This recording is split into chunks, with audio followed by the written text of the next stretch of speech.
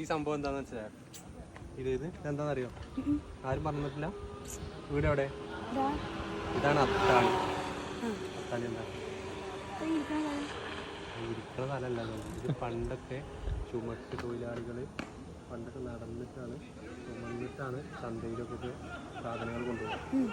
അപ്പോൾ അവരവരുടെ ഭാര്യ ഇറക്കി വെച്ചിരുന്ന അതിൻ്റെ ഒരു സംഭവമാണ്. ഇതാണ് അത്താണി.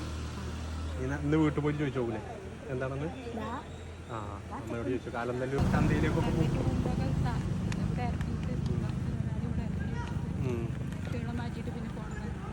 ഇതിപ്പോ ഈ ഏരിയയിൽ ഇപ്പോ ഇവിടെ തന്നെ ഉള്ളൂ? അല്ല, കുറച്ചും കൂടി അങ്ങോട്ട് എത്തി. അതിപ്പോ ഉണ്ടോക്കെ അറിയില്ല. ഈ റോഡ് പണി വന്നതിന് ഞാൻ പറഞ്ഞേ ഗർഭിണികളും മരിക്കില്ല, പ്രസവിക്കാനും മരിക്കാറില്ല, ഭാര്യ പോയി അതിന് വേണ്ടിയിട്ട് താമമോഷത്തിന് പറയും. അങ്ങനെയാണ് പറയാ. ഇതിപ്പോ പുതുതലമുറക്കൊന്നും അറിയില്ലല്ലോ ഇതിനെ പറ്റിട്ടൊന്നും അല്ലേ? ഇതൊരു 100 വർഷത്തിന്റെ ഉണ്ടാവൂല്ലേ? ഇതൊന്നും ബസ്സില്ലാത്ത സമയവും റോഡില്ലാത്ത സമയത്തൊക്കെ അതുണ്ട്. അന്ന് കാളവണ്ടികൾ. എനിക്ക് 10-55 വയസ്സായി. ഞാൻ അതിന്റെ മുന്നേ ഉണ്ട്. എന്റെ അവരൊക്കെ പറഞ്ഞു കിട്ടി. പിന്നെ കുറച്ചും അപ്പുറത്തും ഉണ്ടായിരുന്നു.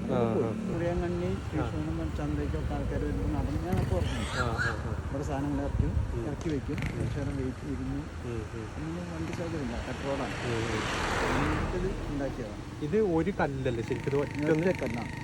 ഒറ്റ കല്ലാണ് എല്ലാം അല്ലേ? എല്ലാം ജോയിന്റ് ഒന്നും ഇല്ല. താഴത്തേക്ക് റോഡ് ഇതാക്കിയപ്പോ താണതാ, റോഡിന്റെ ഒപ്പമായിരുന്നു. അപ്പൊ എന്താന്ന് വെച്ചാൽ അവരാ കറക്റ്റാ വെക്കാനുള്ള സൈസിനനുസരിച്ചാ വെച്ചത്. അതാണ് അതിന്റെ ഐതിഹ്യം. എവിടുന്ന് എത്തിച്ചതാണ് സംഭവം? ഇത് ഈ പഴയ ആൾക്കാരില്ലേ, മൂശാരിമാര്, കൽപ്പണിക്കാര്, അവര് ഓരോരുത്തർ ഇങ്ങനെ ഞാൻ പറഞ്ഞേ ഗർഭിണികളും മരിക്കില്ല, പ്രസവിക്കാനും മരിക്കാറില്ല, ഭാര്യ പോയി അതിന് വേണ്ടിയിട്ട്. ഇതാണ് അത്താണി.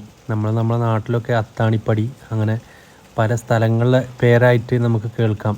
അത്താണിപ്പടി, അത്താണി എന്നൊക്കെ. ശരിക്കും ഈ അത്താണി എന്ന് പറഞ്ഞാൽ പുതുതലമുറക്ക് അറിയില്ല. ഇത് പണ്ടൊക്കെ ചുമട്ട് തൊഴിലാളികളും അതുപോലെ തന്നെ ചന്തയിലേക്ക് പോയിരുന്ന ആളുകളൊക്കെ അവരുടെ ഭാരം കുറച്ചു നേരം ശമനത്തിന് വേണ്ടി ഇറക്കി വെച്ചിരുന്ന സ്ഥലമാണ് ഈ അത്താണി.